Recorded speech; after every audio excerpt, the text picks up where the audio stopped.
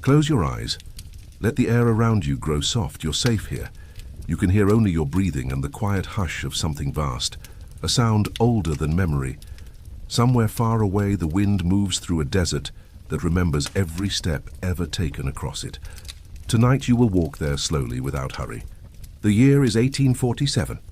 Europe hums with industry and smoke, but on the southern edge of the world there are still blank spaces on maps. Cartographers fill them with guesses, with wind and dragons and the word unknown. In Marseille, beneath a ceiling of sea light and gull cries, a man unfolds a letter that smells faintly of salt and dust. His name is Henri Beaumont, once a soldier, now an explorer, and soon a ghost whose footprints will never fade. The letter says only, "Follow the bones." The desert keeps what it kills. No signature, only a faint smear of sand across the paper, as if the desert signed it itself. Henri smiles. He tucks the letter inside his coat and buys passage to Algiers. The harbour is loud with traders shouting in Arabic and French, ropes snapping, mules stamping. He buys a scarf for his head, a waterskin, 3 camels, and the quiet guidance of a man named Karim. 2 younger cousins join them, twins in laughter if not in face. At dawn they leave the coast. Behind them the sea glitters like a mirror, trying to remember who looked into it. Ahead, dunes rise like frozen waves. Each step sounds like a heartbeat wrapped in cloth. The air tastes of iron. By noon the heat bends light into ghosts, palm groves, rivers, distant towers. Karim does not look at them. "Don't greet the ghosts," he says. "They'll start greeting you back." Henri laughs quietly and keeps walking. At night, the world cools into silver. The fire is small, the tea smoky and bitter, the stars close enough to touch. Henri writes by their light. The desert has no corners. Everything bends towards silence. He presses the journal to his chest to keep the words warm. Maybe they'll stay that way. On the 3rd day, the sand changes color, from gold to white to an ashen gray. Karim kneels, scoops a handful, lets it fall. "Salt," he says, and something older. At the base of a dune lies a rib, then another, a skull of a camel, jaw open in mid-complaint. Farther on, more bones, scattered like punctuation in an unfinished sentence. "The road," whispers one cousin. Karim nods. "The bone road." They walk slower now. Every step feels like trespassing in a library of silence. Henri counts, then stops counting, afraid the numbers might wake something sleeping beneath them. When he finds a skull with one perfect tooth still shining, he kneels, brushes the sand from its eyes, and whispers, "Merci." That night he writes, "The desert speaks in skeletons, each one a word I cannot pronounce. By the 5th day, they reach a ring of dark stones, half buried in sand. It isn't large, 20 paces across maybe, but every stone is carved with spirals that wind inward. Inside the circle, the air feels cooler, quieter, as though listening. The cousins refuse to enter. Karim bows his head and murmurs a verse under his breath. Henri steps forward. The sand sighs beneath his boot. He stands at the center and closes his eyes. There it is, faint, slow, beneath everything. A heartbeat. The Earth's maybe, or his. He opens his journal, but no words come. Sometimes even explorers understand reverence. The next morning, the horizon turns the color of brass. Karim looks once and says, "Wind." The cousins begin tying ropes, covering the camels, praying. Henri ties his scarf and hides his journal under his shirt. Then the desert roars. Not just wind, something larger, older. Sand becomes smoke. The world shrinks to the size of a heartbeat. The sun disappears. He can't tell up from down. "Down!" Karim shouts. They crouch behind a pack and hold the camels close. Sand stings skin, finds eyes, teeth, memory. Henri counts breaths because it's the only thing left to count. 100, 2, 3. When the sound finally stops, the world looks new. Dunes moved, sky washed clean. The cousins are gone. Only their footprints remain, ending where the wind decided to forget them. Henri and Karim walk until sunset, following a crease in the sand. The crease deepens, becomes a hollow, then a throat. Henri smells pottery, stone, something old and waiting. They dig with their hands until a step appears, carved, deliberate, ancient. It leads down. Karim stops. Qasr al-Awtar, he says softly. The Palace of Echoes. You shouldn't. I'll listen for both of us. He descends. Each step exhales cool air, thick with dust and age. Figures line the walls, tall, faceless, hands raised in greeting or warning. Spirals crawl beside them. At the bottom lies a chamber, round and simple. In the center, a stone bowl waits, surrounded by bones arranged like a flower. Henri kneels and sets a copper coin in the bowl. The sound it makes is small, but endless. Then he feels it, a pulse through the rock, slow and steady, like the heartbeat of something dreaming. When he climbs back out, Karim is gone. The sky is violet, the sand smooth, untouched. Henri looks around, unsure if he has returned to the same world he left. He whispers, "Follow the bones." And the wind answers with a silence that feels almost kind. Night folds over him like a blanket that has been waiting years to be used. He builds a small fire from driftwood carried from nowhere, boils the last of his tea, opens the journal once more and writes, "The desert does not kill. It transforms." He closes the book. The flame sinks to embers. Sparks drift upward, small souls trying to rejoin their sky. His eyes grow heavy. Before sleep takes him, he thinks he hears a voice from the dunes. Low, steady, ancient. "You followed the dead. Now you walk among them." He smiles without fear, and the wind, tired but gentle, covers him with sand, the way a mother tucks in her child. He wakes with sand against his lips and a strange calm in his chest. The air is cold, clean and still. The fire is gone, and the sky above him is washed in grey light, the first shy color of morning. For a long time he lies there, listening to the pulse in his ears, half afraid that if he moves the world will vanish again. The wind sighs once and then stops, as though waiting for him to stand. When he finally does, sand falls from his shoulders in small golden rivers, and he blinks into a silence so perfect it almost rings.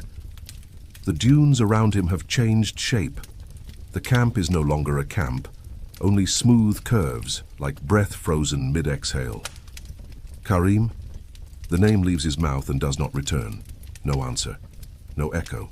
He turns slowly, scanning the distance, but there are no footprints, no camels, no sign of the men he traveled with.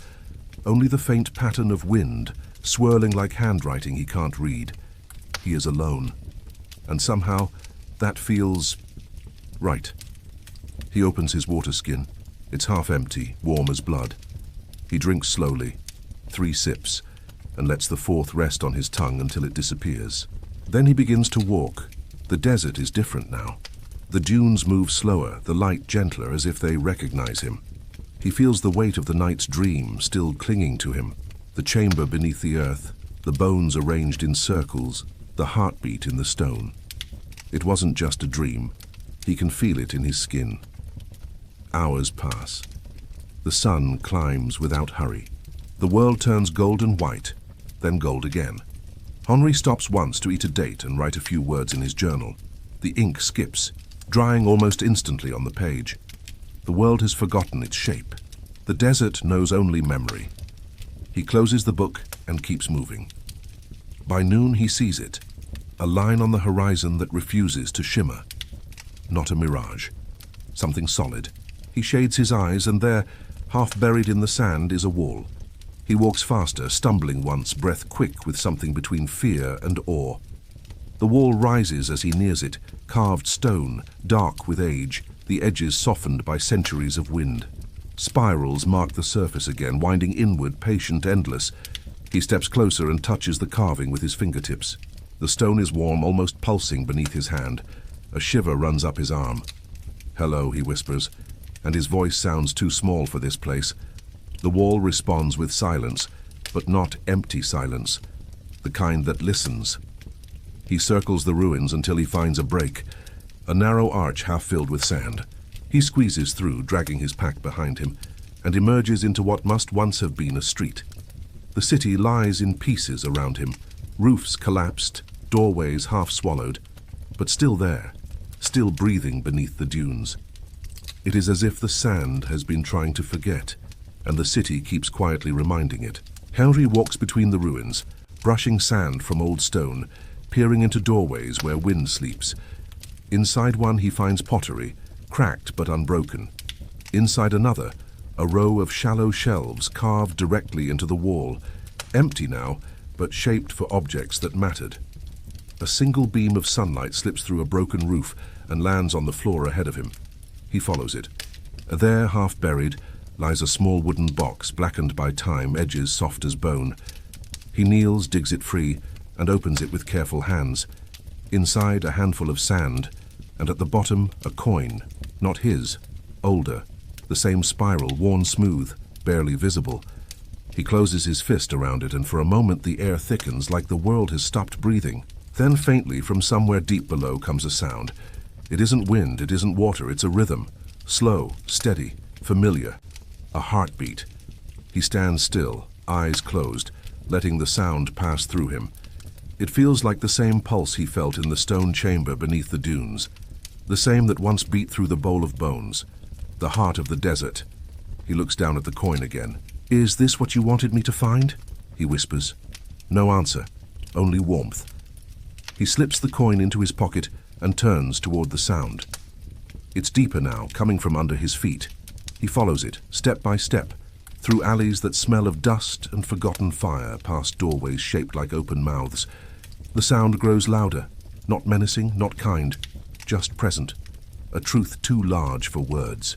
At the end of a narrow passage, he finds a staircase leading downward, cut from the same dark stone.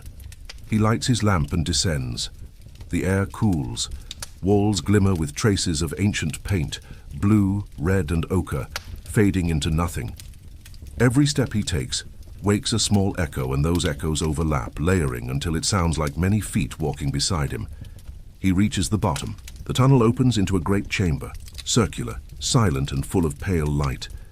The roof is cracked, letting sunlight spill in dusty beams that look like solid pillars. And there, in the center, lies the same bowl as before. But now, it's full. Not with water, with sand. And beneath that sand, something glows faintly. A soft golden shimmer that pulses with each heartbeat. Henri kneels beside it. His hands shake, but not from fear. He reaches in, the sand is warm. It clings to his fingers like fine ash. He digs gently until he touches stone, smooth, carved, and alive. The moment his skin meets it, the chamber exhales. A wind that smells of rain and age sweeps through the hall, lifting grains of sand into spirals that dance in the shafts of light. Henri closes his eyes, breathes once, twice, 3 times. He feels the pulse travel through him, through his bones, through the ground. He hears the voice again, not from outside, but within the rhythm itself. You found the heart. Now remember. Images flood his mind. A city alive with sound. People walking streets now buried. Laughter echoing from markets. Water spilling from fountains. And then, storm, silence, burial. Everything swallowed, everything waiting. He sees them not as ghosts, but as memory made patient. A civilization sleeping, asking only to be remembered. When he opens his eyes, the glow fades. The sand settles. The heartbeat quiets. Henri sits there for a long time, motionless, breathing the slow, heavy air of history. Finally, he whispers, "I remember." And somewhere deep beneath the desert, the silence answers. He sits a long time with his hands in the warm sand, feeling the last tremor of the glow fade into ordinary light. When he finally stands, the hush in the chamber follows him like a second skin. Dust drifts in the sun shafts, a slow snow made of centuries, and the echo of his breath moves out ahead, scouting the curve of the room and returning calmer than it left. He wipes his palms on his robe, and the grit sings softly, a barely sound, like a match thinking of fire. The stairs receive him without argument. Each step up is cool at the edges and warm in the middle, where the day has seeped down. He places his feet on the warmth, then the cool, then the warmth again, and the alternation settles his thoughts back into a rhythm he recognizes. Above, The arch of the passage is a throat that learned long ago to speak only in spirals. He does not try to read them. He lets them read him. When he reaches the street again, the light has changed color. Afternoon has leaned forward, elbows on the table, listening. Wind trips along the alley and rearranges the small sentences of the sand. He walks with care, as if not to wake a sleeping house. Doorways open like mouths that forgot their words. Here a shelf grown out of wall. There a low bench smoothed by hips and resting clay. He touches nothing. He feels touched by everything. Hunger arrives not as a demand, but as a polite hand on the sleeve.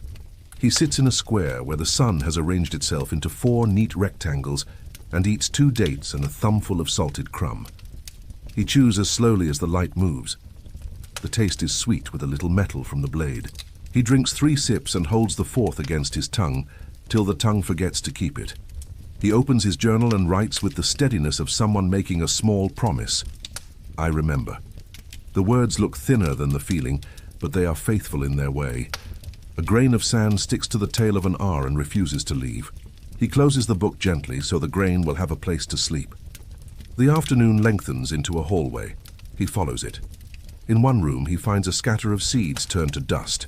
In another, a shallow basin with a lip chipped neatly, as if time had taken a measured bite. He passes under a broken lintel, and the shadow there is so cool his eyes want to weep.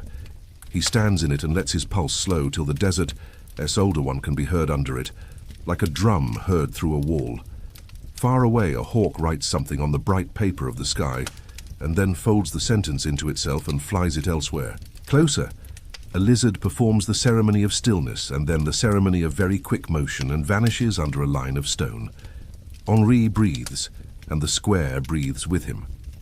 It seems to him that breathing is the only speech required here, the only grammar that will not offend. He walks to the city's edge where dune and wall come to an agreement and climbs the slope to look out. The desert spreads its cloth, gold where the wind has brushed it, pale where salt lingers, blue where distance teaches the eye new manners. The bone road crosses at a respectful angle, making its quiet points. He thinks of Karim and of the cousins whose laughter had the same bones but different flesh, and he feels for a moment the ache of a name spoken into a place that allows no echo. The ache passes. The place remains. Twilight begins the careful business of folding the day away. He chooses a doorway that faces the courtyard and clears a soft hollow in the sand. The wall at his back is still warm, and the warmth walks into his shoulder blades and sets down its pack. He builds the smallest of fires from the patient leavings of time. Thin roots, a wind-dried skein of brush that has drifted in from an old season. The flame comes like a polite guest, all please and thank you, and he holds his hands toward it and feels his knuckles loosen. He speaks aloud, not to defy the silence but to join it. I remember, he says again, and the word travels the square and touches the bowl and climbs a little way down the stair and returns. Thinner, but intact. He smiles and tucks the journal under his head. The stars come in 1s and 2s, and then all at once as if a door had opened in the dark.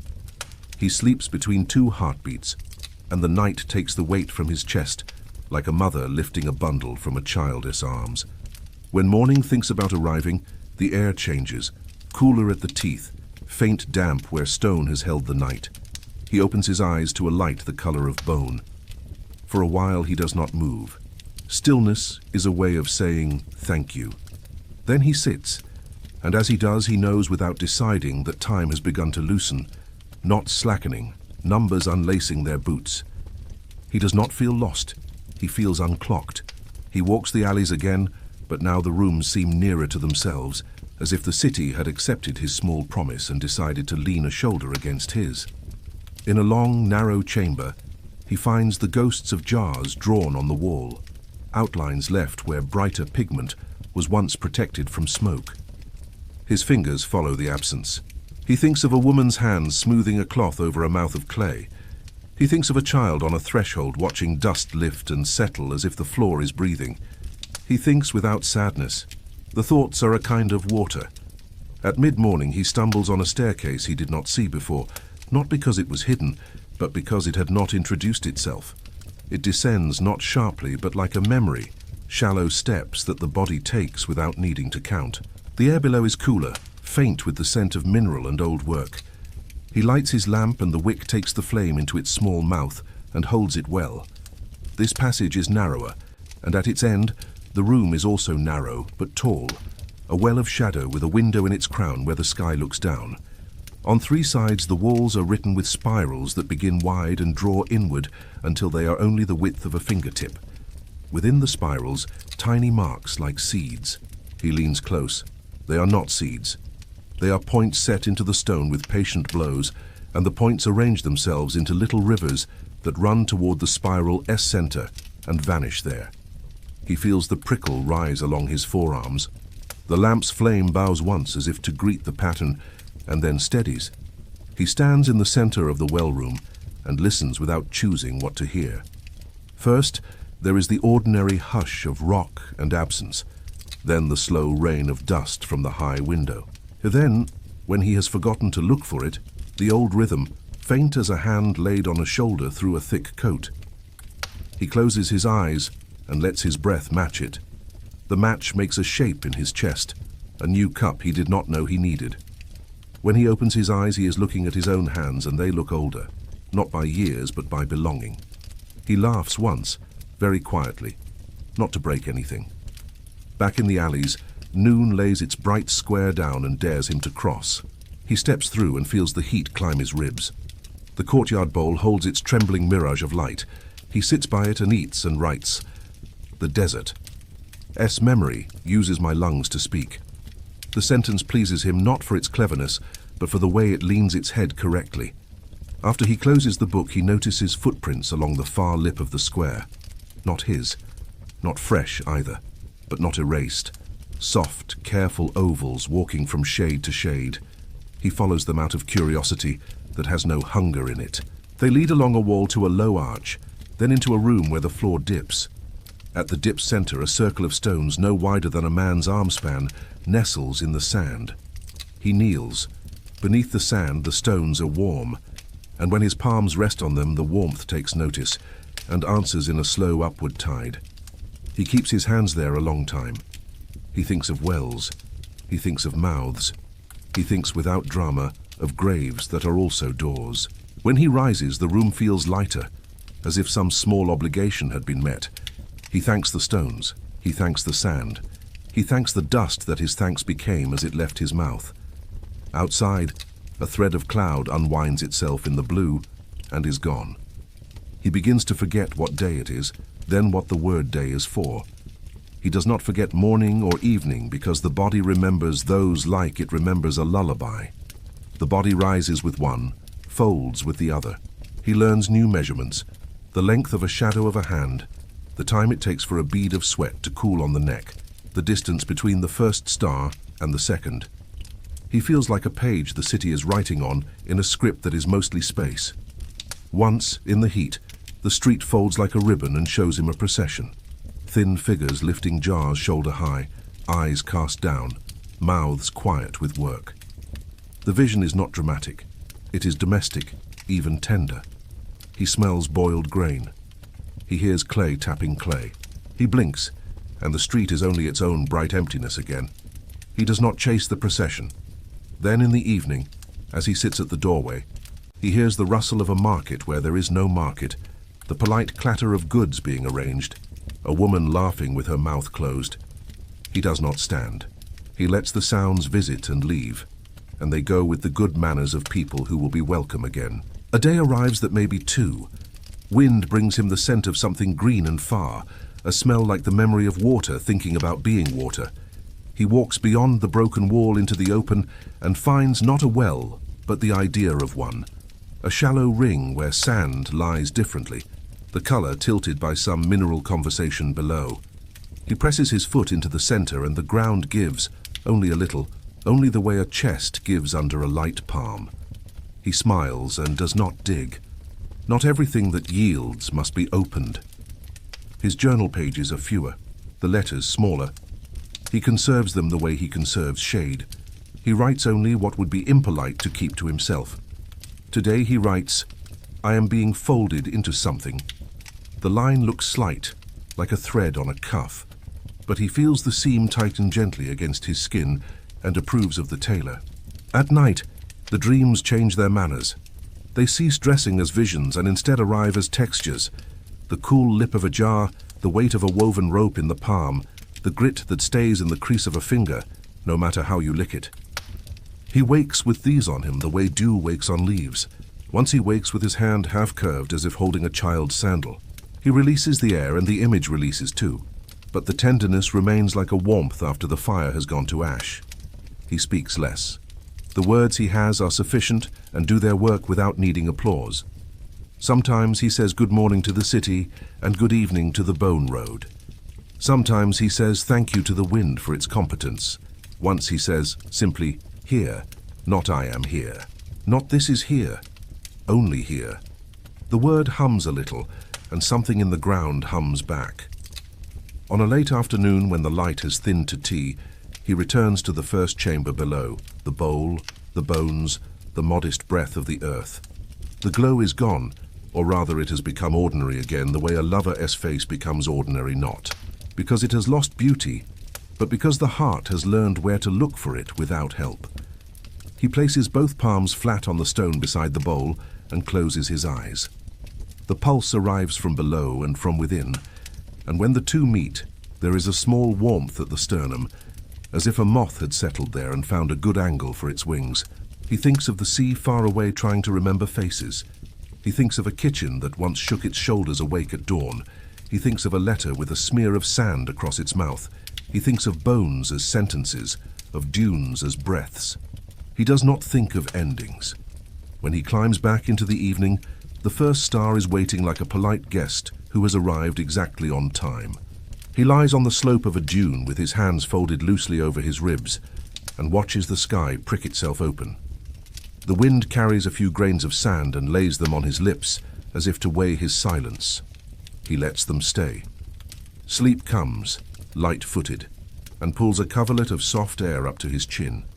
His last waking thought is not a thought but a sensation, that he is being remembered by a place, and that being remembered is a kind of rest no bed can teach. He dreams of water that walks, not streams, not rivers, just water, shaped like a person, gliding through corridors made of gold light. Each step leaves behind small pools that reflect stars instead of ceilings. When he wakes, he tastes salt at the corner of his mouth. He sits up and sees nothing around him but the endless conversation between dune and wind. For a moment he cannot tell if the dream has ended or simply changed clothes. He stands and brushes the sleep from his shoulders. The world feels newly washed, as if dawn itself has been poured over it. The sun climbs from behind the dunes with the patience of an old storyteller. Its warmth is a slow hand smoothing wrinkles from the earth. He breathes it in. Each breath feels like a small ceremony. The ruins behind him shimmer in the heat, half visible, half imagined. He walks back toward them, careful, as though returning to a sleeping friend. When he enters the city again, he feels a pulse under his feet, not the grand one of the heart beneath the sand, but something smaller, like the soft beat of the day beginning. He moves through alleys that now seem slightly rearranged, as if the city has shifted while he slept. The walls curve differently, the shadows fall at new angles, but he recognizes everything at once. It's like finding a song you know played in another key. He runs his fingers along the walls as he walks. The stone feels warmer than it should. He hears whispers now, not words, not voices, more like breaths brushing past each other. Sometimes he thinks it's the wind, sometimes he isn't sure. In a small courtyard he stops and looks up. The sky is a bowl of white light. In its brightness he sees, for a blink, shapes moving, rows of people carrying jars, lines of children with baskets, a woman standing by a well. When he blinks again, they are gone. But the air feels thicker, as if full of the scent of cooked grain and life. He writes only one line in his journal. They are not gone. They are only slower than time. The ink fades almost instantly, but he doesn't mind. The words have already been written somewhere else. As afternoon grows heavy, the wind changes direction. It comes not from the east but from below, rising through cracks in the stone. It brings with it a smell that Henri cannot name. Old wood, dry flowers, the memory of rain. He follows it through a half-collapsed arch, and into another room he hasn't seen before. Here the air is cool and grey. The ceiling dips low, forcing him to bow his head. At the far end, a pool glimmers in the dim light, a pool of still water, perfectly circular. Its surface reflects not the ceiling, but the sky, blue and vast. Though no sunlight reaches this place, he kneels beside it. The water is so clear he cannot see where it ends. His reflection looks younger, sharper, as though the desert has peeled away years instead of adding them. He touches the surface. Ripples spread in perfect rings, slow as breath. The voice comes again, softer this time. You remember now? He nods without thinking. Yes, he whispers. I remember. When he draws his hand back, there is sand on his palm, fine and glowing faintly in the shade. He knows better than to wipe it away. He closes his fingers around it and stands. The passage out feels longer. The light beyond it blazes gold and white, and for a moment he has to shade his eyes. When he does, he sees the horizon move, not shimmer, move. The dunes shift like slow waves, flowing towards something unseen.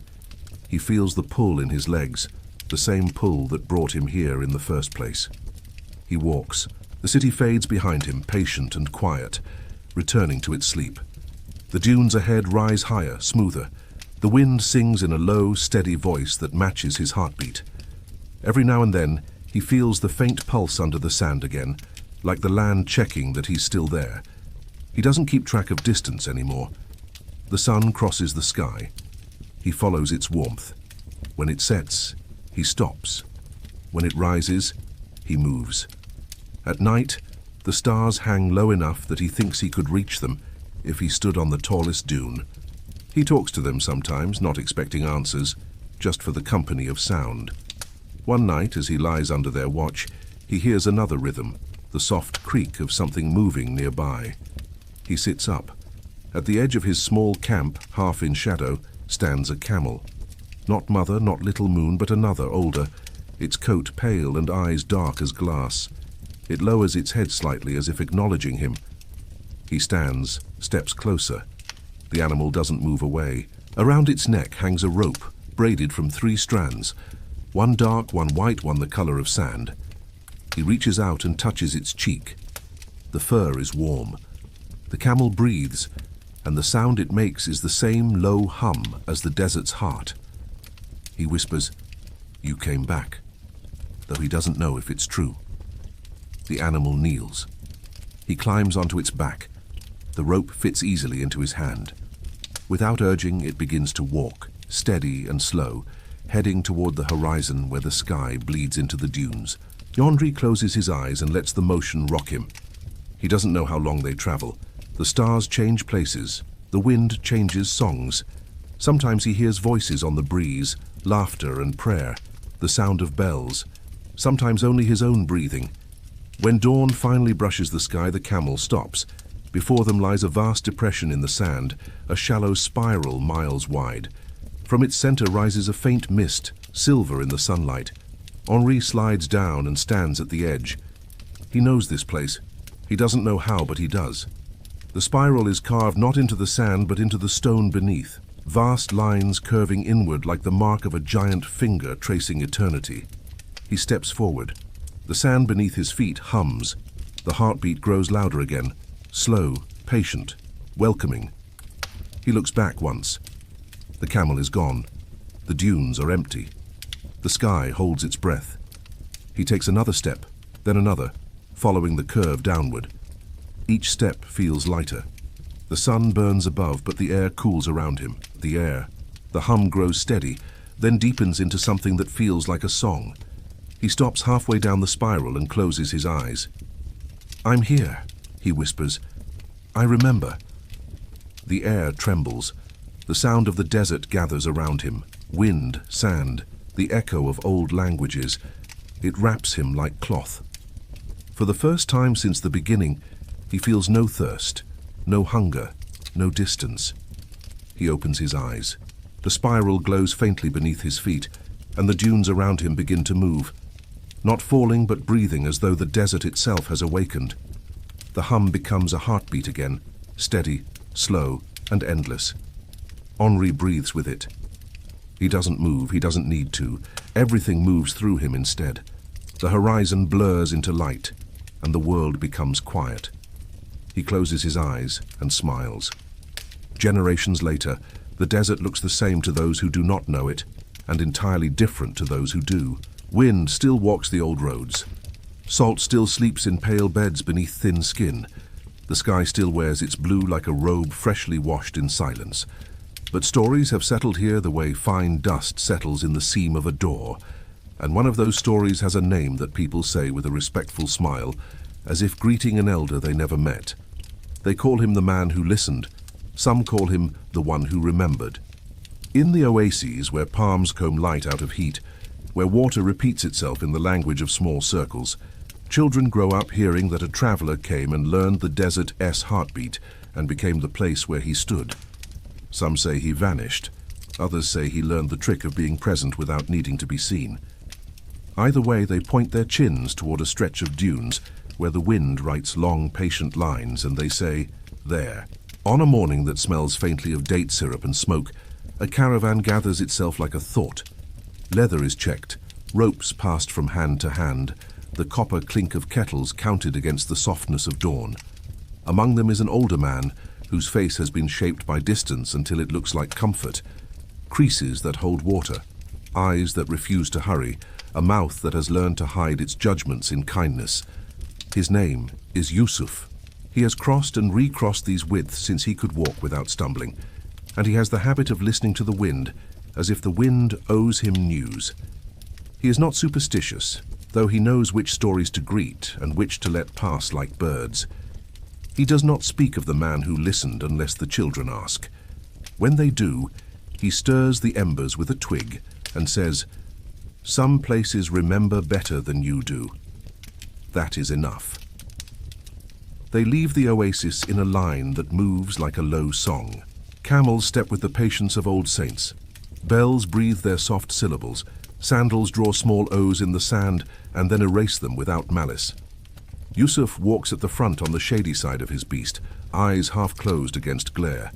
He smells iron and the thin mint of crushed stems under hoof, and the clean stone scent that means a long flat ahead. He does not look back. Looking back wastes breath. If the desert wants you to turn, it tilts the light. If it wants you to stop, it names your bones quietly until you understand. Midday folds open and sets the sun in the middle like a date on a plate. They halt in a shallow bowl of shade, cast by a black tooth of rock, and drink in the correct number. Stories are exchanged in fragments, because long speech heats the tongue. Yusuf listens to the younger guides speak about routes that have changed their minds and wells that have begun to prefer night visitors. Then a woman with a blue scarf over her hair says, "There is a place ahead where the sand is etched into a spiral, the way a finger etches steam on a mirror." Yusuf says nothing for a long time.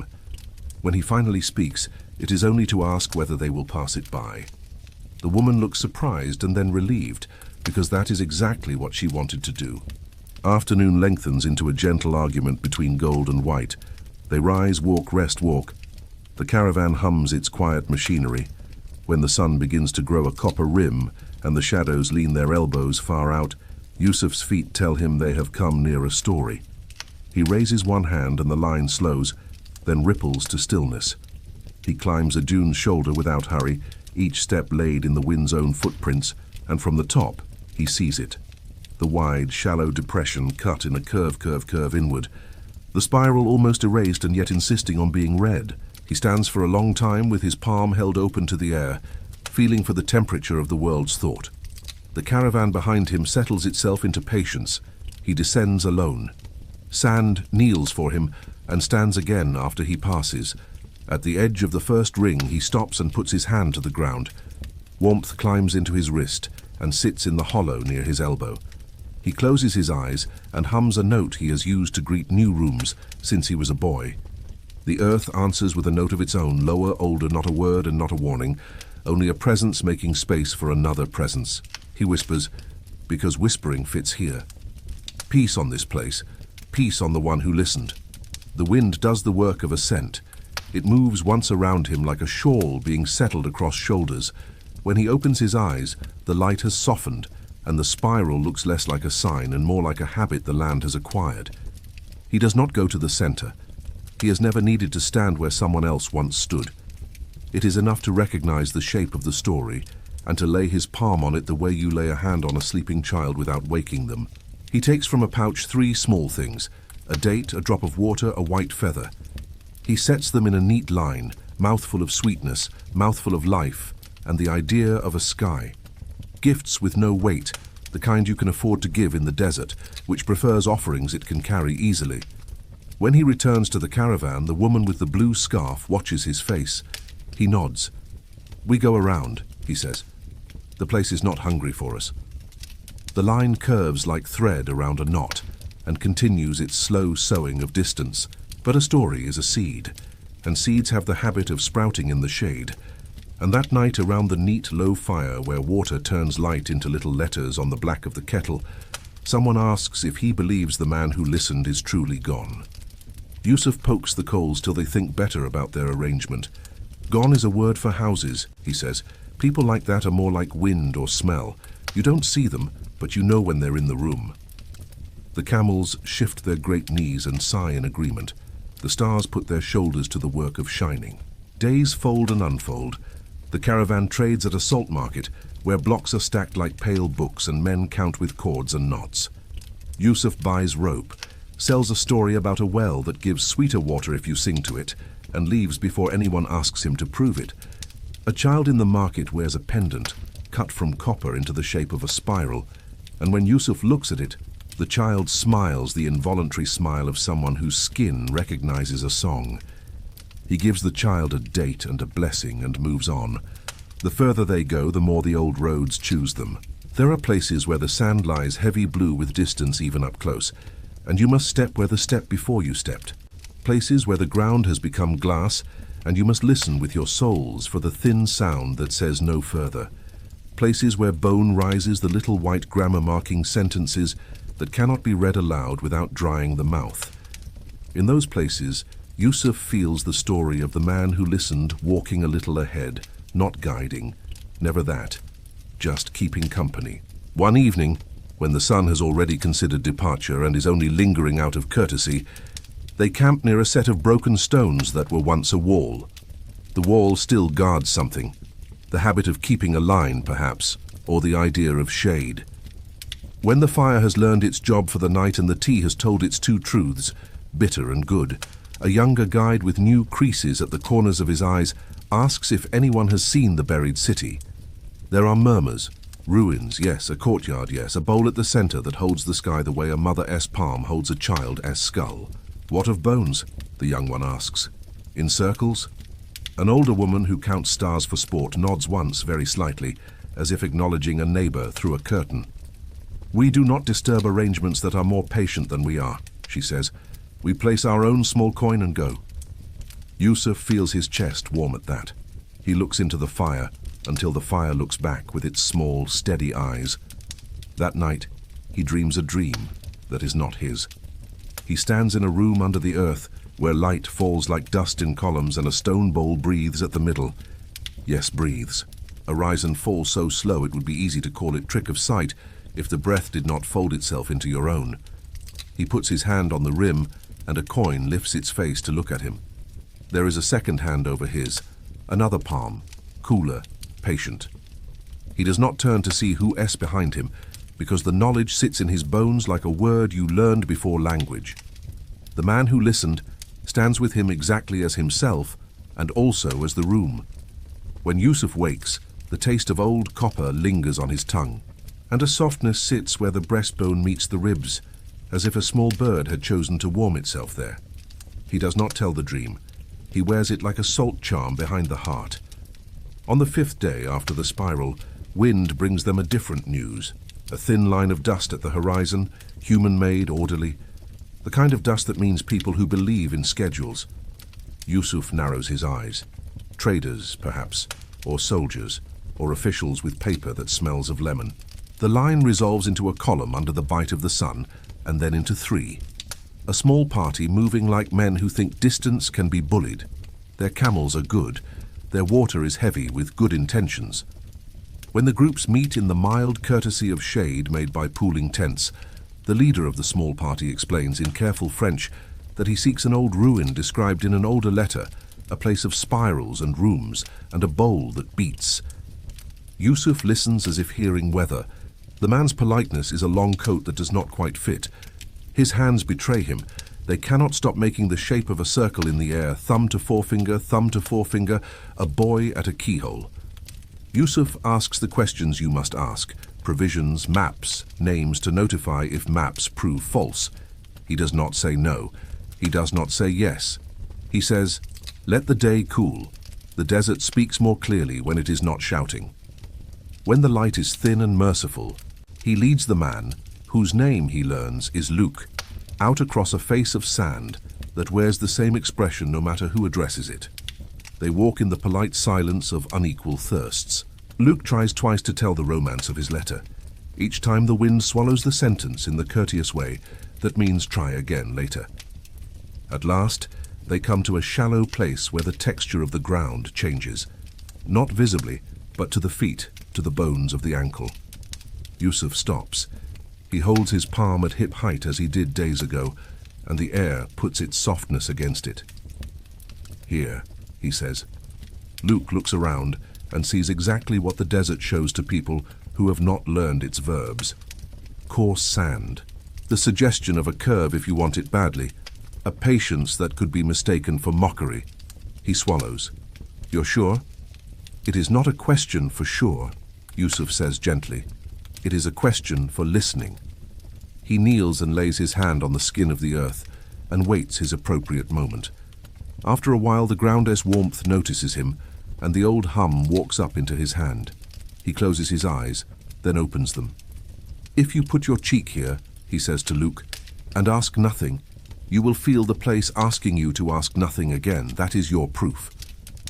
Luke does not put his cheek to the ground. He is not rude about it. He is simply not ready to be a person who yields his face to dirt. He smiles a little desperately, thanks Yusuf with a coin that feels like payment but means uncertainty, and asks for a direction, any direction. Yusuf points him wide of the center, because not all coins should find the bowl on their first day. They part with the care of men who want to think well of one another. On the walk back, dusk takes the hard edges from everything it owns. Yusuf feels not for the first time that his bones are being written on by distance. He finds the caravan and sits in the place the fire has saved for him. Someone hands him tea the color of forgiveness. He drinks it and hears in the small, civilized clatter of cups a thin echo of the old heartbeat. He wonders, as he has wondered every year since he first learned the desert's grammar, how many names a person can carry before the names begin to carry the person instead. That night the wind rises without malice and rearranges what it can lift. When morning composes itself out of smoke and pallor, the small party's tents are gone. There are a few prints, a strap, a pot lid, that look surprised to be taking the air. Yusuf stares at the emptiness and feels no drama settle in him. The desert is an honest accountant. It balances, it keeps, it remembers. He walks to the edge of camp, closes his eyes, and says a sentence that has made itself at home in his mouth. Mercy on the thirsty. Mercy on the remembered. The sentence goes out and returns very faint, carrying the smell of copper and figs. Seasons turn their pages. The caravan becomes other caravans. Yusuf's beard keeps the silver it borrows. Markets rise and subside. Once, years later, in a town at the hem of a green place, he sees a boy wearing around his neck a coin rubbed nearly smooth. The boy is bargaining for a slate and uses his eyes well. Yusuf asks where he got the coin, and the boy says, "From my mother, who got it from her mother, who said a man who listened left it in a bowl for the ground to keep." Yusuf buys the slate for the boy and makes him promise to draw only true things on it, like circles and rivers and the way a hand looks when it lets go. On his last long crossing, the one he does not know is his last, because nobody ever knows the last of anything while it is happening. Yusuf falls a little behind the line to tie a strap that did not need tying. When he straightens, he finds that the sky has lowered itself, In that way it sometimes does when a story is about to sit down beside you. He follows his feet to the top of a dune not chosen for views, and there it is again. The wide, shallow spiral, almost erased, insisting. He does not go down. He kneels where he is and puts his palm flat on his own chest. The hum is there, as it always is, close to the sternum's edge, modest and stubborn. He breathes with it until the breath and the hum choose each other. He says to nobody and to the one who listened, "I am not lost. I am the road." The words are not his. They are a gift returning to its giver.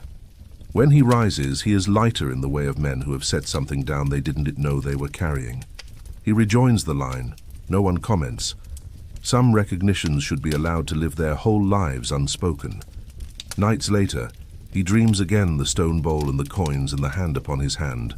This time he sees a second room, a narrow well of shadow where spirals tighten to the width of a fingertip and tiny rivers vanish into a center too small to hold them. A moth lands against his heart and folds its wings with the certainty of one who has chosen the right lamp. When he wakes, there is grit at the corner of his mouth, and he does not brush it away. He tastes it and says, "Thank you."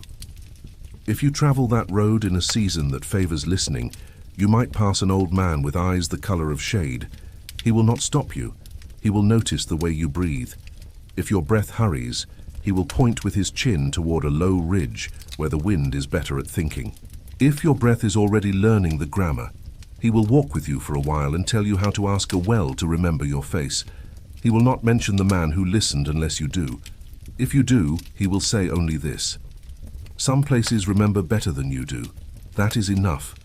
And if you sleep near a black tooth of rock and the wind chooses to stand up and arrange your blanket, you might wake with a sentence in your mouth that tastes of copper and date syrup. I remember. Say it aloud. The dunes prefer promises that have learned to breathe. Somewhere, always somewhere, the spiral waits without waiting. The bowl breathes without moving.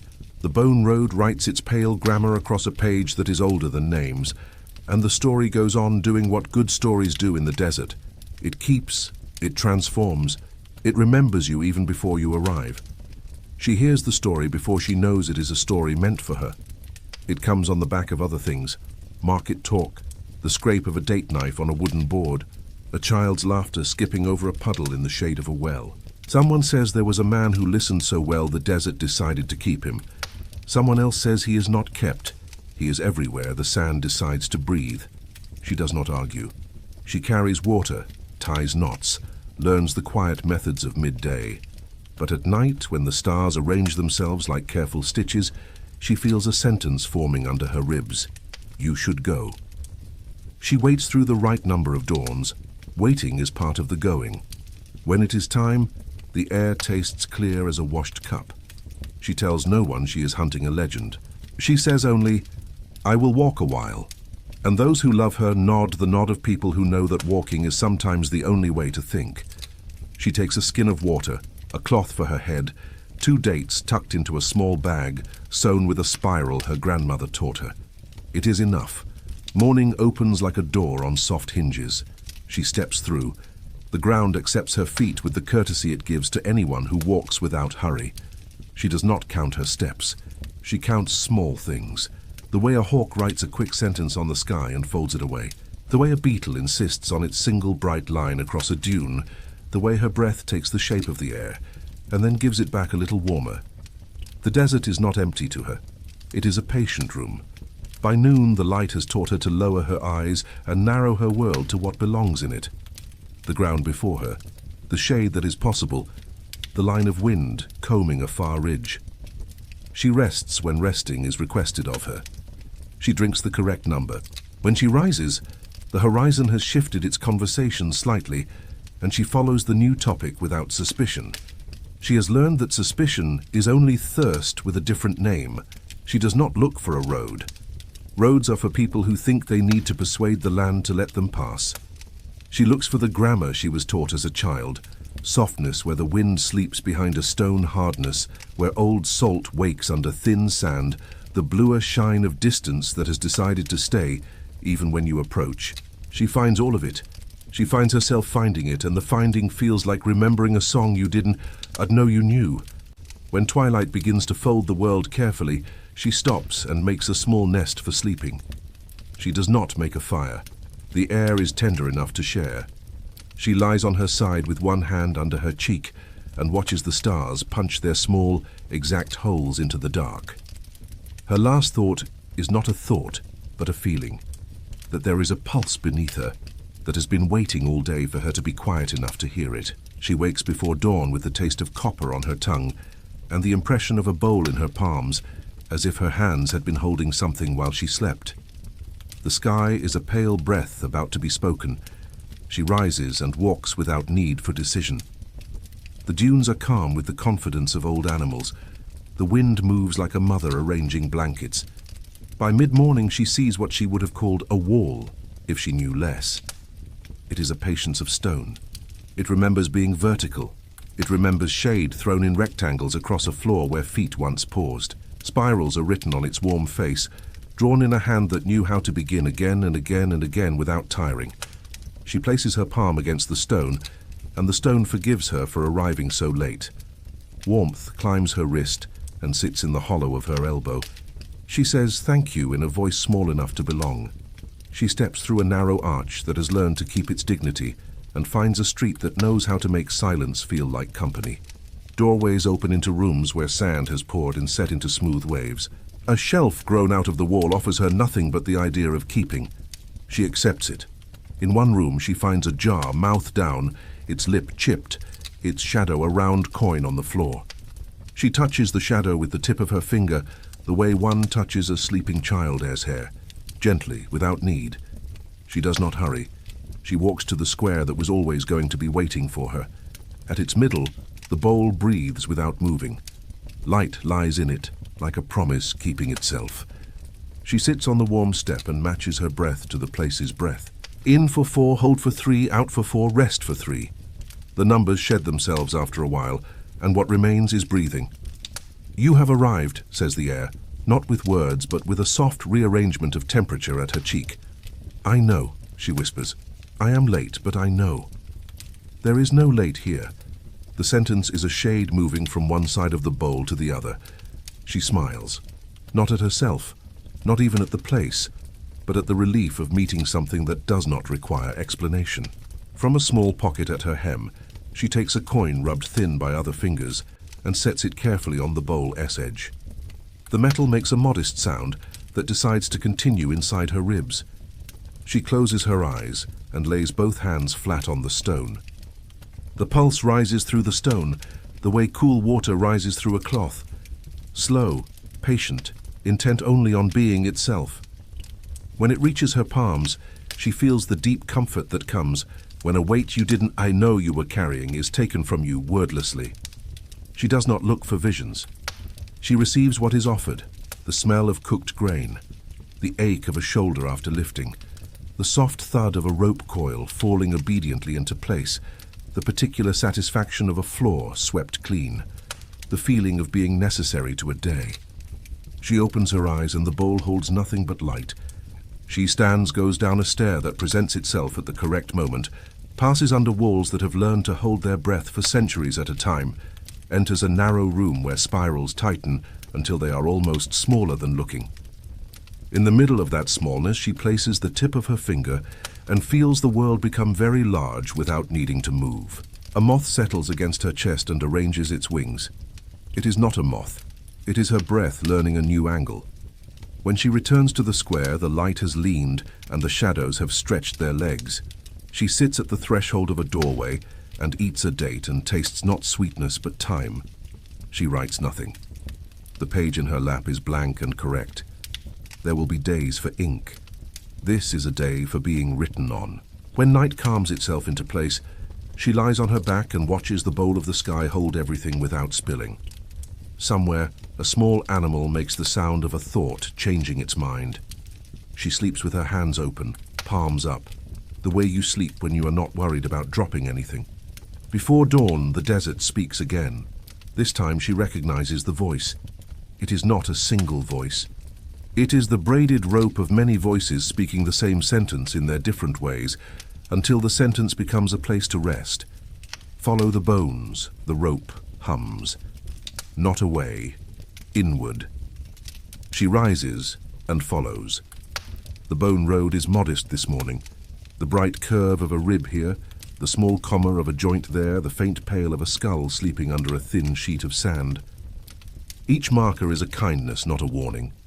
She thanks them with the soles of her feet, and they thank her by continuing to be exactly what they are. The spiral does not announce itself. It simply is, wide and low, a habit the land has no reason to break. At the outermost ring she stops and places her hand on the ground. Warmth answers. Beneath the warmth, the hum. Beneath the hum, something that is not beneath at all, but everywhere. She steps into the curve and the world decides to move a little more gently. She walks. The wind arranges her scarf and keeps walking with her. The sky places a cool palm on the back of her neck. Midway to the center, she kneels because kneeling is the correct verb. She says nothing, which is the correct sentence. She breathes, which is the correct song. The spiral gathers around her as a skirt gathers around a waist when a woman rises to dance. She does not rise. She remains exactly where she should be, and the dance rises for her. Do you remember? The rope of voices asks, not like a test, not like a teacher, only like a hand offering another hand. I remember, she says, and the words fit her mouth as if they were measured there long ago. The ground lifts a little, the way a chest lifts when a sleeper finds a good dream. And through her palms comes the old music, slow, round, patient. She has no pictures. She has no need of them. She has the certainty that comes when you have been correctly named by a place you did not build. When she opens her eyes, the spiral is a little brighter than it was. Perhaps that is only because her eyes have learned something since she closed them. She stands and the desert stands with her. She takes one step and the whole day takes it too. She does not try to hold the feeling. She wears it like air. She walks back to the ruins not to take, not to prove, but to sit. People pass through places. Places pass through people. She sits and lets the passing happen with dignity. You are not lost, the rope hums. You are the road. I know, she says, and her knowing does not ask for applause. She stays as many days as are given. You cannot overstay where time has chosen to become a circle. She drinks the correct number. She sleeps when the dark explains that sleeping would be lovely now. She does not mark the walls. She does not tuck a token where a stranger might find it and misunderstand. She carries everything in the place in the body where the body carries its oldest songs. When it is time to go, she goes, not outward, but along. The city does not diminish behind her. It continues exactly as it wishes, which includes continuing inside her. On her way back, she meets a small caravan paused at a piece of shade big enough to share. The youngest of them, a boy with dust on his nose and good quiet in his eyes, stares at her spiral-stitched bag and then at her hands, as if he can smell the stone on her palms. Is it true? He asks, not specifying the it, because in the desert there is only ever one it that belongs to that tone of voice. It is not false, she says. And the boy smiles because he has learned that truth is an animal that must be approached sideways and fed the right fruits. An old man with eyes the color of shade watches her, and after a time nods the nod of recognition that needs no name. He does not ask what she saw, he asks, "How are you breathing?" She breathes once, and he nods again as if she has answered with scholarship. They pour her tea. She receives it as if it is an anointing. Someone tells a brief story about a well that sweetens water for those who remember to hum the old note. She hums it without thinking, and the kettle fidgets on its trivet as if feeling seen. The old man grins into his beard. "Enough," he says. "That is enough." She leaves them kindly and walks until the dunes decide to place her at the edge of the place she began. The palms reach their fingers through the light. The water remembers how to be water. Those who love her are still there loving her in the practical ways love prefers, by asking if she will eat now, by telling her that the blue cup has been repaired, by letting her sleep in the cool corner without questions. She sleeps and the desert does not mind. It breathes through the window and straightens the mat and leaves a soft pinch of grit in the crease of her lifeline as a bookmark. Days become days again. The world reassembles its noises. She carries the hum inside her like a bowl carries light. It spills gently into everything, into how she ties a rope, into how she lifts a child, into how she waits for water to settle before pouring. When she speaks to the young ones and they ask for stories, she tells them the kind that teach the body how to be quiet without feeling scolded. When they ask about the man who listened, she shrugs a little as if embarrassed to be talking about someone so close. "He is busy," she says. "He never stopped being busy." The children accept this. Busy is a good word for the way the wind behaves when it has decided to be everywhere. Sometimes at night, she wakes because the bowl beneath the stars has made a sound too soft to be called sound, and she stands in the doorway and breathes with the old rhythm until the rhythm is done speaking. No one notices, or everyone notices and agrees to call it sleep. Years fold their corners. She grows as people grow who have chosen to carry light instead of argument.